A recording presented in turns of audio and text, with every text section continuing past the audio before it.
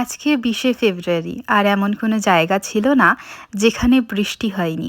আমি যখন বেরিয়েছি তখন প্রচণ্ড বৃষ্টি। রেল লাইনের এপার থেকে ওপার কিচ্ছু দেখা যাচ্ছে না। আর ঠিক তেমনভাবে প্রত্যেকটা মেকআপ আর্টিস্ট আর ব্রাইডদের চিন্তার অন্ত ছিল না আজকের দিনে। কিন্তু তারপরে কিছুক্ষণ পর যখন লঞ্চঘাট পেরোচ্ছি সেই সময়টা বৃষ্টিটা একটু ধরেছিল। আর যখন আমি সেকেন্ড লোকেশনে আসছি সেই সময় তো বৃষ্টি প্রায় ছিলই না। এই হচ্ছে আমাদের ফার্স্ট ব্রাইড। এত কিছু পেরিয়ে চলে গিয়েছি। আমার যতটা রেডি করার ততটা রেডি করে ওকে আমি ছেড়ে দিয়েছিলাম।